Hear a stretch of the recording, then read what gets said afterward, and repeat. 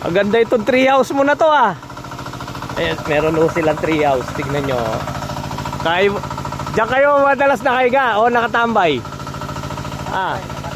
Akyat tayo ano. Ayan, nandito yung isda natin. Nakita lang natin itong tree house nila. Tignan nyo yung trada oh. Galing oh. Akyat tayo. Ayos to, nadali mo na to ah. Kulang pa yung sahig no.